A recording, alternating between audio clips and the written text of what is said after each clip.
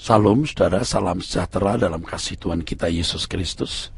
Kebenaran hari ini 10 April berjudul Aspek Future Gambar Diri.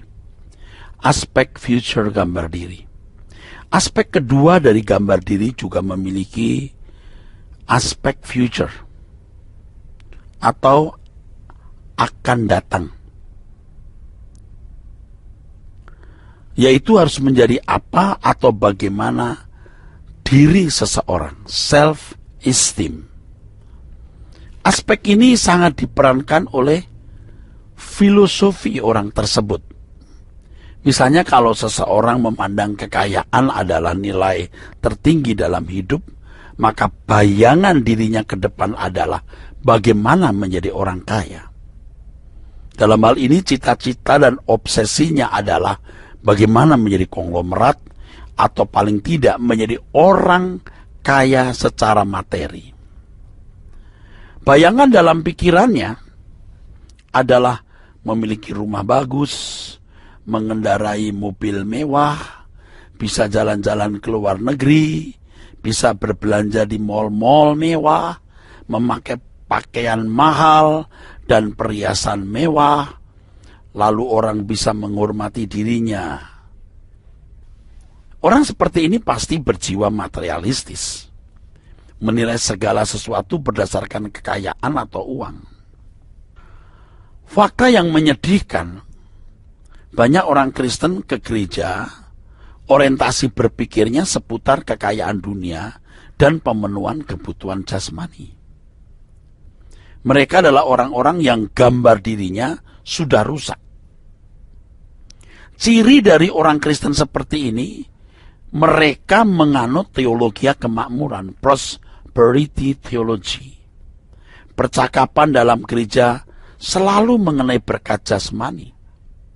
Ironisnya mereka berkhotbah mengenai gambar diri, seakan-akan mereka telah menemukan gambar diri yang benar. Nah, kalau mau fair, kalau mau jujur, di gereja-gereja seperti ini pendeta miskin mestinya tidak boleh berkhotbah sebab belum memiliki gambar diri yang benar. Dia miskin. Pendeta yang aset kekayaannya 10 miliar barulah bisa berkhotbah dan mengajar pendeta yang aset kekayaannya di bawah itu, 1 miliar misalnya. Pendeta yang aset kekayaannya 1 miliar bisa berkhotbah kepada pendeta yang aset kekayaannya lebih rendah, 100 juta misalnya. Pendeta yang aset kekayaannya 100 juta rupiah bisa berkhotbah kepada pendeta yang aset kekayaannya 10 juta rupiah, dan seterusnya.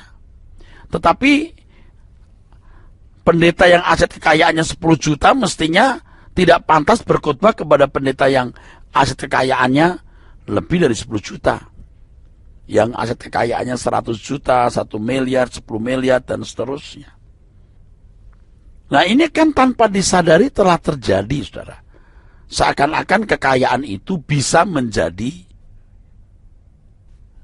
nilai-nilai. Seakan-akan kekayaan itu bisa membangun gambar diri. Memang tidak diucapkan, tetapi tindakan-tindakan orang-orang itu menunjukkan demikian.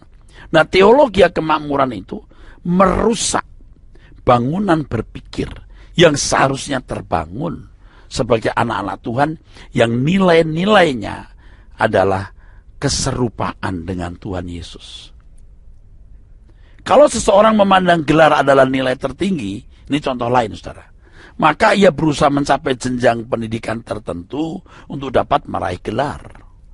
Dalam hal ini cita-cita dan obsesinya adalah menjadi seorang yang terhormat di kalangan atau di kalangan atau dunia akademis. Bisa menjadi dosen, guru besar, rektor di sebuah perguruan tinggi. Paling tidak dengan gelar tersebut, ia dapat dihargai dan dihormati orang lebih dari mereka yang tidak memiliki gelar. Ya, biasanya mereka memandang rendah orang yang tidak memiliki gelar atau yang gelarnya lebih rendah dari dirinya. Tetapi sebaliknya ia akan sangat menghormati orang yang memiliki gelar lebih tinggi dari dirinya. Ini masalah gelar. Contoh lain, Seseorang yang memandang kedudukan adalah nilai tertinggi kehidupan, ia akan berusaha menjadi orang yang terhormat, baik di gelanggang politik maupun di bidang lain dengan segala cara. Kalau mereka tidak berbudi pekerti baik, maka mereka akan menjadi orang-orang yang berwatak jahat dan licik demi kemenangan dalam gelanggang politik atau memenangkan posisi sebagai kepala daerah seperti bupati, wali kota, gubernur, bahkan presiden. Bisa berlaku curang atau licik. Mereka bisa mencurangi pemilihan tersebut dengan money politik, black campaign atau kampanye hitam, mengubah hasil perolehan di komisi pemilihan umum dan lain sebagainya. Mereka juga bisa menggunakan agama sebagai alasan untuk mengalahkan kompetitornya dalam pemilihan kepala daerah. Hal ini tentu bisa merusak sendi-sendi keutuhan dan persatuan bangsa. Tetapi justru faktanya kita melihat hari ini, saudaraku, mereka beralasan bahwa semua itu mereka lakukan demi negara kesatuan Republik Indonesia. Tapi faktanya untuk kepentingan kelompok mereka sendiri. Betapa jahat dan liciknya orang-orang seperti itu. Mereka yang sudah memiliki uang hasil korupsi, menggunakan uangnya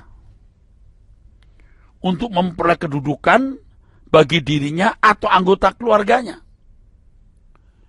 Kalau suatu negara dipenuhi orang-orang seperti ini, maka negara itu hanya menunggu waktu menjadi seperti banyak negara di Afrika yang sekarang sedang terus bergolak, seperti negara-negara di Timur Tengah dan banyak negara di belahan dunia lain.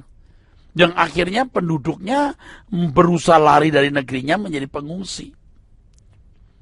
Oh, sedih saudaraku. Hati-hati saudara. Jangan sampai kita terjebak dalam kebodohan ini. Di dalam lingkungan gereja juga terdapat praktek-praktek yang tidak kalah jahatnya. Para pemimpin-pemimpin gereja yang gagal mengenakan gambar diri seperti Bapak, yang gagal mengenakan gambar diri seperti Yesus, berkampanye untuk menjadi pimpinan wilayah atau ketua sinode. Jadi setiap pemilihan wilayah, pemilihan ketua sinode terjadi konflik. Baik black campaign juga ada, kampanye hitam juga ada, money politik juga ada. Tentu dengan cara-cara yang kelihatannya sopan, tetapi intinya sama, saudaraku. Nah, ini kayak pemimpin-pemimpin yang kehilangan gambar diri atau tidak, atau belum menemukan gambar diri yang benar. Tidak heran mereka itu ambisius. Mereka ambisi mau jadi pemimpin. Nah, kalau gereja dipimpin orang-orang ambisius seperti ini, waduh, rusak.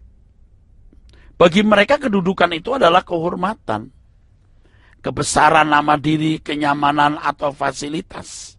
Itu jadi tujuan hidup. Tidak heran jika terjadi money politik, black campaign atau kampanye hitam, dan berbagai praktek yang mestinya tidak boleh ada dalam lingkungan keluarga Allah. Dan hari ini faktanya hal ini terjadi, saudaraku. Dan para pelakunya juga merasa aman-aman saja.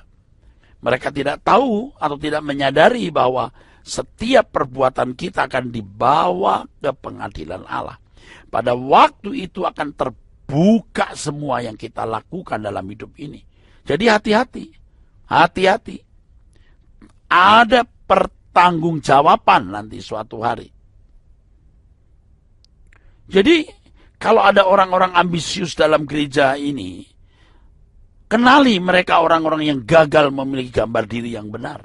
Jangan jadi pemimpin. Jangan memilih mereka. Ya, kebenaran ini kiranya memberkati kita. Sola Gracia.